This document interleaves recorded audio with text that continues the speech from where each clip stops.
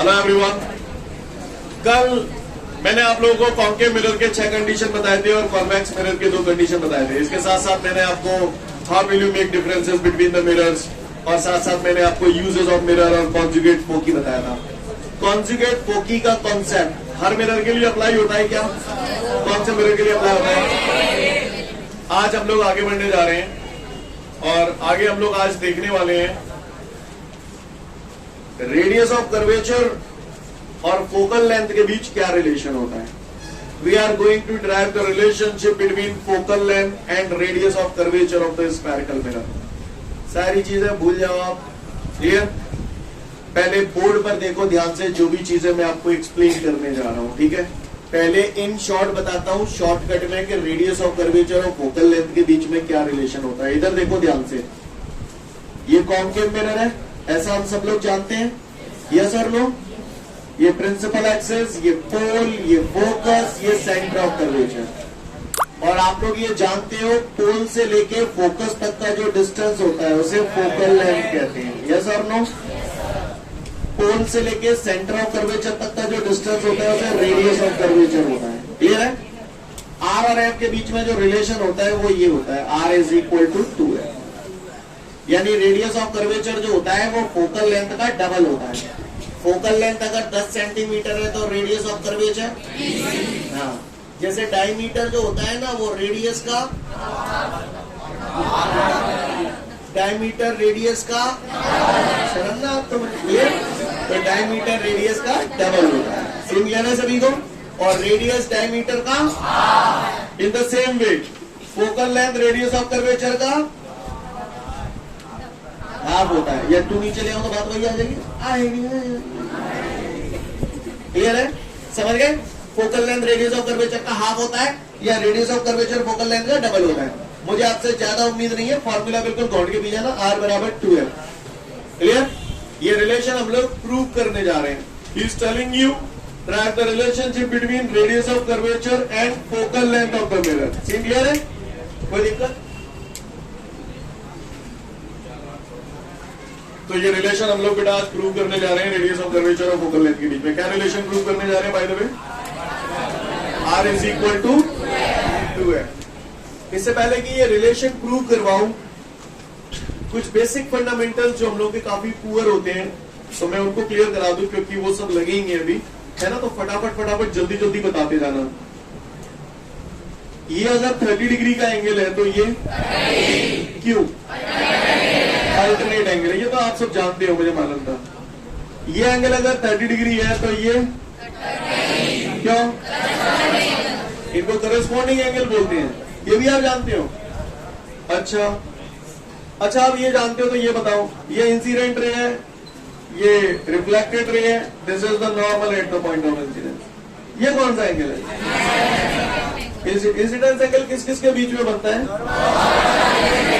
अच्छा, incident ray और normal के बीच में बनता है। और ये रिफ्लेक्टेड रे और नॉर्मल भी जानते हो ये सब? क्या मुझे को है ना बचपन में लॉज ऑफ रिफ्लेक्शन पढ़ाए गए थे तो उसमें आई और आर के बीच कुछ बताया गया था। क्या होता है? अच्छा, तो बराबर होते हैं, आई बराबर आर होता है। लॉ ऑफ रिफ्लेक्शन ये कहता है आई बराबर आर। अच्छा, जानते हो आप लोग? है बताइए ना। ये मैंने एक ट्राइंगल बनाया है, ये 30 डिग्री है, ये 60 डिग्री है ना, ये 90 डिग्री है। ये ट्राइंगल का मैंने नाम दे दिया ABC। बोलना किसी को नहीं है, जिससे पूछूंगा वही जवाब, या जिसको लगता है बता सकता है हैंड रेज कर देना, ठीक है? ये बेसिक फंडामेंटल्स है जो यूज होंगे, ठीक है? मेरा क्वेश्चन है कि what is the value of angle ABC? कोई बोलेगा नहीं, जिसको पता हो हाथ खड़ा कर देना। अब आप खुद सोचिए कितने कम लोग हैं जिन्हें ये बात पता है। चिल्लू और पानी में डूब मरने वाली बात है, बाकी लोगों को अगर नहीं पता तो ठीक है। जिनको पता है बहुत ज्यादा। अब जिन लोगों ने हाथ खड़े किए उनमें से नीचे कर लो, आप में से कितने लोगों का आंसर 180 डिग्री था? ये सब गधे हैं, रॉन्ग है। जिन्होंने भी हाथ खड़े किए 180 डिग्री, 180 डिग्री के अलावा किसी का और कोई आंसर? आप कम हो गए। देखो कितने कम लोगों को पता है, कितने कम लोगों को पता है क्या आंसर है। जिनको पता है बहुत सुंदर बात है, जिन्हें नहीं पता तो पहले ही बोल रहा हूं पता कर लो, बाद वाले डेरिवेशन में वाट लग चुकी होगी आपकी। ये एंगल का साइन लगा हुआ है, जब तीनों एक साथ लिखे होते हैं तो इसमें हमेशा ध्यान रखो बीच वाला एंगल होता है मेन, यानी वो यहाँ पर मुझसे एंगल बी पूछ रहा है। नहीं यही बात समझ में? जिन लोगों को अभी तक ये बात पता थी, सुंदर बात है, जिन्हें नहीं पता ही तो समझ लें। समझ गए? बताना ये एंगल कितना होगा? हाँ समझ गए? मुझे अगल बगल से कोई मतलब बनाना, मुझे तो बीच वाले से मतलब है। अगर एंगल साइन लगा हुआ है ना तो बीच वाला एंगल होता है, हमेशा ध्यान रखना है। अब तुम बताओ, मुझे 60 डिग्री एंगल लिखना है तो बताओ मैं इसे एबीसी के फॉर्मेट में कैसे लिखूं? एसीबी है, और ऐसे नहीं लिख सकता बीसीए। सीख गए, मतलब सीख गए, सीख गए। क्लियर है? समझ गए? अच्छा और बताना जरा, ध्यान से सुनिएगा सब लोग, है ना? मेरे को एक बात बताओ, वो ट्रायंगल जिसमें कोई दो एंगल बराबर होते हैं, ऐसे ट्रायंगल को क्या बोलते हैं? आइसोसेलेस ट्रायंगल बोलते हैं, क्योंकि दो एंगल बराबर है ताकि। अच्छा, जो वो हाव भैया है ये अगली साल बंदी गए हो। ये मैंने ऐसे मन से कुछ तो भी एक रफ फिगर बना दिया है। ये कैसा ट्रायंगल है? क्यों है आइसोसेलेस ट्रायंगल? जिस ट्रायंगल के दो एंगल बराबर होते हैं उसे आइसोसेलेस ट्रायंगल कहते हैं। अब जो क्वेश्चन पूछने जा रहा हूं, जिसको पता हो हाथ खड़ा कर देना, ठीक है? ध्यान से सुनो। मैंने सुना है कि जिस आइसोसेलेस ट्रायंगल में दो एंगल बराबर होते हैं तो दो साइड भी बराबर होते हैं। कौन बता सकता है मुझे यहाँ पर कि कौन सी दो साइड बराबर होगी? तो बाकी जिनको भी नहीं पता, समझ गए ना, अपनी कमियां दूर कर लो। जिन्हें पता है बहुत सुंदर बात है, जिन्हें ना पता जहां देख ले। सबसे पहले तो ये देखो, ये दो एंगल बराबर है। पहले मैं बता दूं कौन सी दो साइड बराबर होती हैं। जो दो एंगल बराबर होते हैं उनके अपोजिट साइड भी बराबर होती है। गौर से देखिएगा, मुझे साफ दिख रहा है, ये भी 30 है, ये भी 30 है, ये 30 इन दोनों साइड के बीच में बन रहा है, तो इसके अपोजिट साइड हो गई ये वाली, और इसके अपोजिट साइड ये वाली, यानी यहाँ पर ये वाली साइड और ये वाली साइड बराबर होंगी। यानी मैं लिखूंगा ए बी बराबर, समझ में आई बात? क्लियर है? ये भी 30 है, ये भी 30 है, 30 डिग्री बराबर 30 डिग्री। बोलो भैया यही दो एंगल बराबर है। इस 30 डिग्री को एबीसी के फॉर्म में कैसे लिखूं? बीएसी। और दूसरे वाले को बीसी। ऐसे लिख सकता हूं ना? तो अगर केवल ऐसे लिखा हो तो आप समझ जाओगे ना कौन कौन से एंगल बराबर है। तो आप मुझसे ये कहना चाहते हो कि जिस ट्रायंगल के दो एंगल बराबर होते हैं वो ट्रायंगल एक आइसोसेलेस ट्रायंगल होता है, ऐसा आप लोग मुझसे कहते हो, है? यही कहना चाहते हो? कहना चाहते नहीं कहना चाहते? क्यों? एक बात बताओ, ये सेंटर ऑफ कर्वेचर से स्फेरिकल सरफेस की तरफ अगर कोई लाइन डाली जाती है तो वो लाइन हमेशा सर्कमफेरेंस पे कैसी होती है? परपेंडिकुलर, ये नॉर्मल होती है। ये सर नो? तो अब आप लोग लायक हो डेरिवेशन समझने के। तैयार है सब लोग? मैं आपको रिलेशन प्रूव करने जा रहा हूं रेडियस ऑफ कर्वेचर और फोकल लेंथ के बीच में, यानी मैं r बराबर 2f प्रूव करने जा रहा हूं। तैयार है? सारी चीजें आपको समझा चुका हूं, ठीक है? इसलिए बिल्कुल अलर्ट मोड में ध्यान से एक एक चीज को देखना। ये गौर से देखिएगा सब लोग और बताइएगा ये कौन सा मिरर है। चलो बोलते जाओ।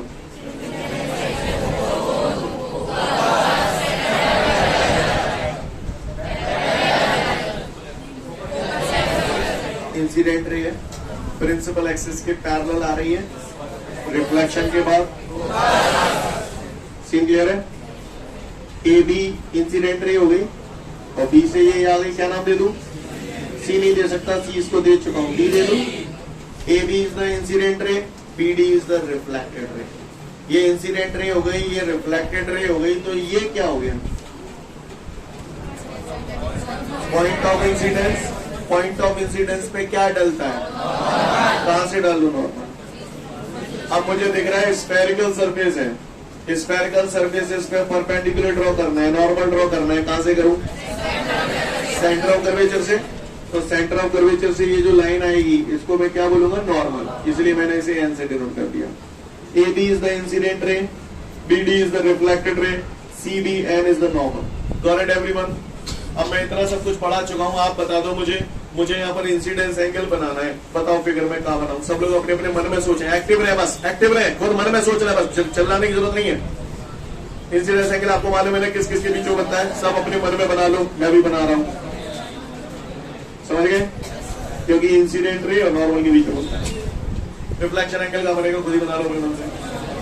बना लिया? समझ गए? किसी को कोई दिक्कत? हाँ, तो बताओ मैंने ये क्यों लिखा है, बताओ। लॉ, तो ऐसे लिखूं, bye the law of reflection, समझ जाओगे? किसी को कोई दिक्कत? तो फिर सुनो, आई बराबर आर। अब मैं ऐसे नहीं लिखूंगा, आई को एंगल के फॉर्म में कैसे लिखूं? ए बी सी, समझ गए? चलो आर को बोलो, आर को C B F. I hope you understand friends. सबको बात समझ में आ रही है? किसी को कोई दिक्कत है? कोई माइकल आज जो मुझे बता दे पोल से लेकर सेंटर ऑफ कर्वेचर तक का डिस्टेंस कितना होता है कोई माइकल आज जो मुझे बता दे पोल से फोकस तक का डिस्टेंस? ठीक है कोई जो मुझे बता रही है एंगल कितना है? क्यों है आई? यानी ये आई और ये आई बराबर है, ऐसे लिखूं? क्यों है ऐसा? Alternate angle. आपको समझ में तो आ रहा है? तो भैया इस आई को एंगल के फॉर्म में कैसे लिखूं? Angle A B C. इस आई को एंगल के फॉर्म में कैसे लिखूं? B C F. आपको स्टेप समझ में आ रहे हैं? Equation number 1, equation number 2 clear है? Find equation 1 and 2। LHS बराबर है तो RHS भी बराबर होंगे, तो it means angle CBF is equal to angle BCF। Agree करता है इस बात से? किसी को कोई दिक्कत? Angle CBF is equal to angle BCF। कौन सा ट्राइंगल ले रहे हैं यहाँ पर देखना है? ट्राइंगल है, देखो CBF, इस ट्राइंगल की बात हो रही है। और इस वाले में कौन से ट्राइंगल की बात हो रही है? सेम ट्राइंगल है, ट्राइंगल सेम है, कौन कौन से एंगल बराबर है? Angle B. अब यह डिग्री के फॉर्म में नहीं है, 30 डिग्री 50 डिग्री से तुम अलग चिंता समझ जाओ, फोकस कराओ जरा। एंगल बी और एंगल सी बराबर है, यानी हाँ ये एंगल और ये एंगल बराबर है। कौन से ट्राइंगल के? BCF के दोनों एंगल बराबर है। मतलब क्या है? तो it means triangle BCF is an isosceles triangle. So अब चूंकि आइसोसेलेस ट्राइंगल है तो जाहिर सी बात है दो साइडें बराबर होंगी। पहले तो देखो एंगल कौन कौन से बराबर है? एंगल बी और एंगल सी। एंगल बी और एंगल सी, ये दोनों एंगल बराबर है। तो इस एंगल के सामने वाली साइड कौन सी होगी?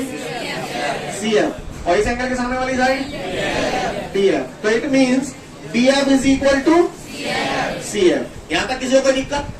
सबको बात समझ में आ रही है? आगे बढ़ता हूं। अब थोड़ा सा ध्यान दीजिएगा सभी लोग, सब लोग जो मैं लिख रहा हूं बोर्ड पे उसको पढ़िएगा, ठीक है?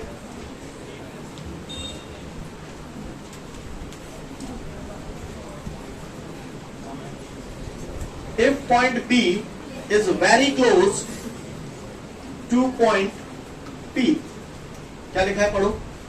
If point P is very close to point P, या फिर कुछ लोग इसकी जगह ये वाली लाइन लिख देते हैं, If aperture of the mirror is very small, या कुछ लोग दोनों लाइनें भी लिख देते हैं ना। इसका मतलब समझें, गौर से सुनिएगा। मैं आपको बता दूं, हम लोग ये जानते हैं कि जैसे ये मिरर है तो इसके इस पार्ट को एपर्चर बोलते हैं। जितने पार्ट पर लाइट एक्सपोज की जा सकती है उसी को तो एपर्चर बोलते हैं। अब वो कह रहा है if the aperture of the mirror is very small, यानी इसका जो एपर्चर है वो बहुत छोटा है। अगर ये एपर्चर बहुत छोटा हो जाएगा तो ऐसी सिचुएशन में पॉइंट बी पॉइंट पी के बहुत नजदीक आएगा या दूर जाएगा, है ना? यानी अगर एपर्चर बहुत स्मॉल हो जाएगा तो ऐसी सिचुएशन में point B is very close to point B. अब आप गौर से देखिए बी और ये एफ, बी एफ ये है, अगर बी पॉइंट पी के बहुत क्लोज आ जाएगा तो बी एफ काय के बराबर हो जाएगा, पी एफ के बराबर हो जाएगा। यानी ऐसी सिचुएशन में B F is approximately equal to P F. जो बोला समझ में आया? हमारे सिलेबस में जो मिरर है वो स्पेशली ऐसे ही मिरर है जिनका अपर्चर बहुत स्मॉल है, वो बोले चाहे नहीं बोले हमको करना ही यही है, राइट। तो if aperture is very small, clear, या तो ये लिख दो या फिर ऐसे लिख दो, स्मॉल होगा तो जाहिर सी बात है point B is very close to point B. Scene clear सभी को? तो ऐसी सिचुएशन में बी एफ काय के बराबर हो जाएगा, पी एफ के। तो बी एफ की जगह मैंने क्या काम दिया यहाँ पर, P F is equal to C F. Last में लाना क्या चाहते हो, आर बराबर 2 है, सी एफ आपका ये रहा सी एफ। अब आप ही बता दो सी एफ में ऐसा क्या जोड़ दूं कि आर आ जाए, हाँ एफ पी जोड़ दूं या पी एफ जोड़ दूं, बात एक ही है, बोलो भैया। तो adding P F at both side, balance करने के लिए दोनों तरफ जोड़ना पड़ेगा। तो इसमें भी मैंने पी एफ जोड़ दिया और इधर भी मैंने पी एफ जोड़ दिया। सीन क्लियर है? X plus X, P F plus P F, 2pf। अच्छा इसको देखो जरा ध्यान से, P F plus C F, हाँ कर रहा हूं, P F plus C F तो बराबर पी सी, बोलो भैया। सी क्लियर है सभी को? किसी को कोई दिक्कत? तो 2pf की जगह क्या लिख दूं, पी से लेके एफ तक का डिस्टेंस स्मॉल एफ है, पी सी, ये आ गया आपका r बराबर 2 है। This equation proves that the radius of the spherical mirror is equal to the double of focal length of the mirror. Scene clear है? या फिर आप इसे ऐसे भी लिख सकते हो, the focal length of the spherical mirror is the half of radius of curvature. Clear है? The focal length of the spherical mirror is the half of radius of curvature. क्योंकि 2 को इधर लाऊंगा तो कहानी ये बन जाएगी। जो बोला आपको समझ में आया? हाँ, अगर किसी ने बोल दिया prove that the focal length of the spherical mirror is half of the radius of curvature, तो क्या हम लोग कर पाएंगे? बात समझ में आ रही है सभी को? कोई दिक्कत? आगे बढ़ू? तो सबसे पहले ये डेरिवेशन देख लो अच्छे से, फिर आगे की बात करूंगा। तो मैं उम्मीद करता हूं सभी का ये क्लियर हो गया कॉन्केव मिरर से, आर बराबर 2 है। ये काम अब हम लोग दोबारा करेंगे, पर एक बात ध्यान रखें, जब हम इसे दोबारा करेंगे तो जब आप लोग पढ़ते हो कॉन्केव मिरर का एक बार देख लिया, फिर आप सीधा कॉन्वेक्स मिरर को पढ़ते हो, उसको देखते हो और दो अलग अलग फिल्में अपने दिमाग में बना लेते हो, जिसकी वजह से आपको ऐसा लगता है कि कंटेंट बहुत ज्यादा है और मुश्किल भी ज्यादा होती है आपको। कॉम्परेटिव स्टडी आप कभी नहीं करते, तो आप कॉन्केव को अच्छे से देख लो और कॉन्वेक्स का जब प्रिपेयर करो ना तो उसका कंपैरिजन करो कॉन्केव के साथ, तो आपका फ्री में तैयार हो जाएगा, वो आपको मेहनत नहीं करनी पड़ेगी। समझ गए ना मेरी बात को? क्लियर? ये तो नजर का फर्क है। अगर आप दोनों को अलग अलग नजरों से देखोगे तो आपको वो अलग अलग नजर आएंगे, और अगर आप ऐसे ये तो वही है तो फिर कोई नजर आओगे। समझ गए ना मेरी बात को? क्लियर? तो चलिए देखते हैं, करें शुरुआत। मैं इस फिगर को मिटा नहीं रहा हूं और इसलिए नहीं मिटा रहा हूं जिससे आप कंपैरिजन कर पाए। क्या कर पाए? तो आर यू रेडी? अब हम लोग यही प्रोसेस दोबारा करने जा रहे हैं, किसके लिए? कॉन्वेक्स मिरर के लिए। बाद में ही मिटाऊंगा जहां जहां जरूरत है, गौर से देखिएगा सब लोग।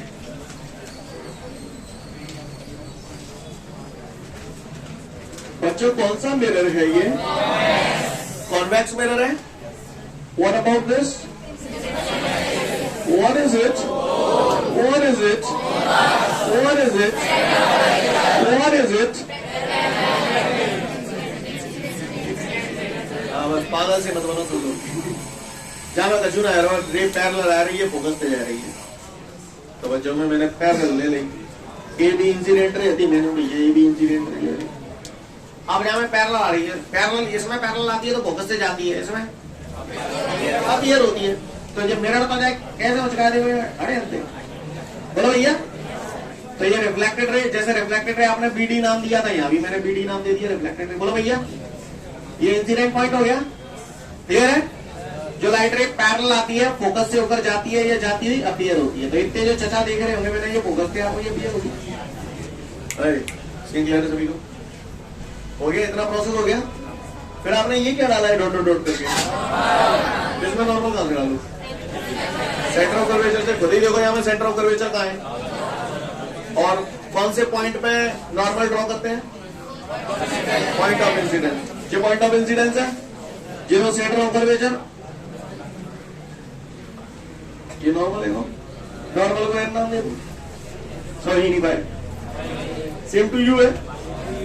A B is the incident ray, B D is the reflected ray, C B N is the normal. Got it everyone?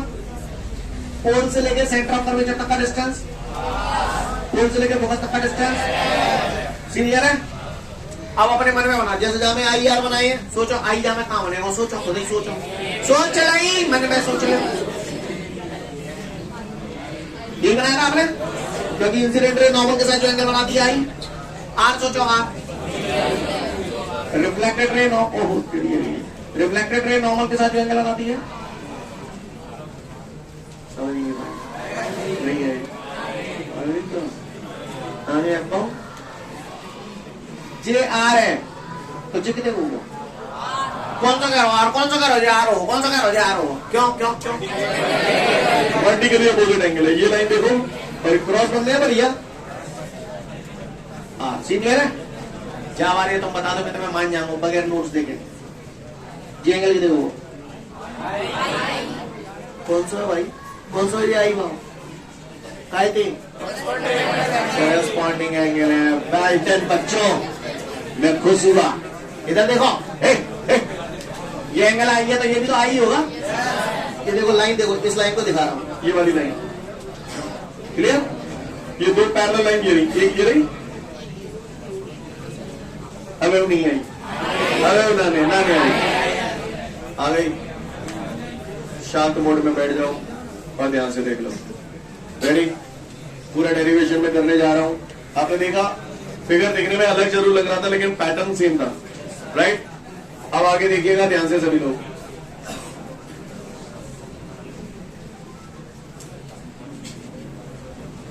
Scene clear है यहां तक सभी को? अब मैं जो लिख रहा हूं तो मैं क्यों लिख रहा हूं ये आपको बताना है, ठीक है?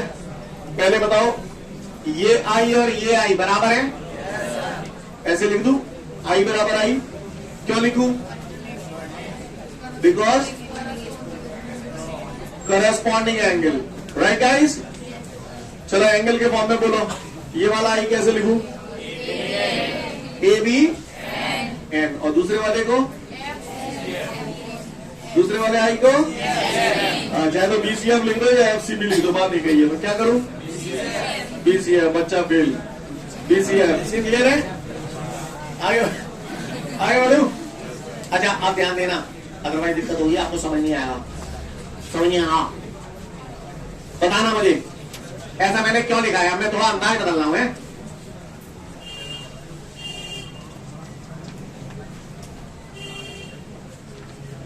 बताओ ये क्यों लिखा है मैंने?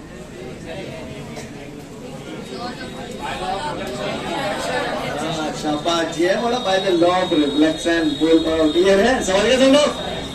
ए B N, A B N angle I की बात है रही है, डीबीएन, डीबीएन एंगल आर की बात है रही है, और आई बराबर आर नहीं है बात है। तो एंगल एबीएन बराबर डीबीएन मैंने क्यों लिखी है? बाय द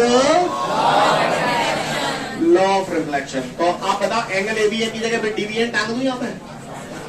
समझ में नहीं आई होगी। पॉइजन रोड्स देख के ना बोल रहे आप पढ़ेगा तो हाँ अगला आंसर तैयार है तुम्हारा भाई। यहां तक सीनियर है सभी को? अब बताओ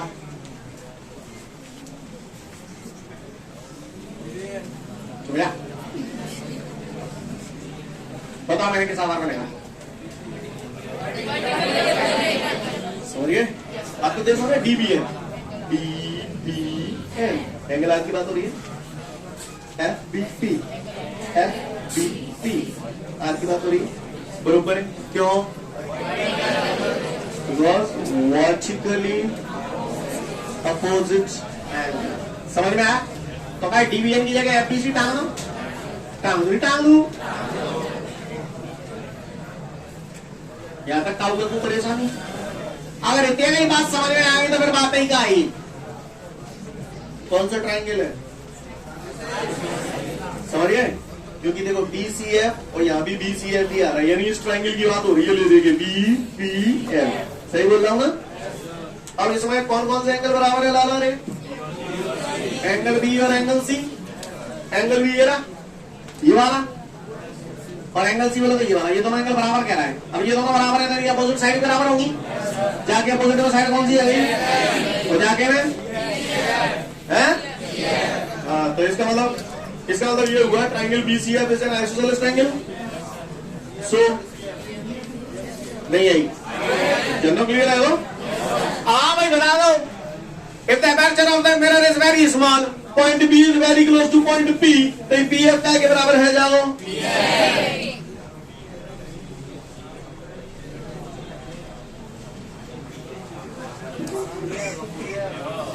नहीं है, तंत्र कर रहे हुए आगे परिवार जनरल है, CF है, CF में ऐसा कहा जोड़ी दो कि आ जाए, तो यहाँ भी PF जुड़ गया, इसमें भी PF जुड़ गया। सीन कह रहे हैं ना कभी हो तो दिक्कत, PF प्लस PF प्लस, अब वो पेंशन है, पढ़ लो फटाफट कॉन्वेक्स मिरर से। चल तो कॉन्वेक्स मिरर से अगर आना है के बीच में रिलेशन प्रूव करने के लिए आगे तो आप कर पाओगे? आगे बढ़ते हैं, आगे ही बात करते हैं, गौर से देखिएगा सभी लोग और सोच समझ के जवाब दीजिएगा। ये कौन सा मिरर है?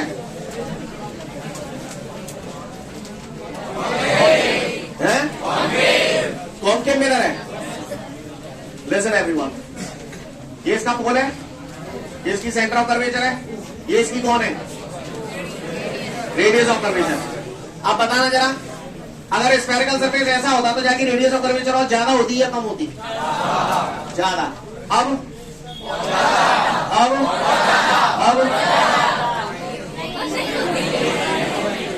एक बार है, इस दुनिया में कोई चीज ज्यादा से ज्यादा कितनी हो सकती है?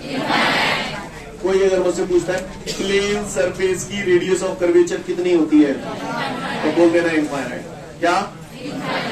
कोई पूछे प्लेन सरफेस की रेडियस ऑफ कर्वेचर कितनी होती है? किसकी? और चूंकि प्लेन सरफेस की रेडियस ऑफ कर्वेचर इनफाइनाइट होती है, तो उसकी फोकल लेंथ इनफाइनाइट में 2 को डिवाइड दे दोगे तो कौन सी तोप चल जाएगी? इनफाइनाइट ही आओ, तो किसी पट्टे ने अगर मुझसे पूछ लिया कि अरे भला रे प्लेन सरफेस है या प्लेन, कौन सी चीज प्लेन होए, बाकी अगर तुम बताइए पूछ ले का रेडियस ऑफ कर्वेचर कितने होगी, फोकल लेंथ कितने होगी, तो कह दिया इनफाइनाइट होगी। कितने होगी? और किसकी? Page number 12। कुछ एक नोट नहीं है, उनमें से एक नोट होगा, ये पढ़ लो। ठीक है, तो फिर आज के लिए पर्याप्त है, कल फिर मिलते हैं। Thank you everyone, have a great day to all of you guys. जय हिंद।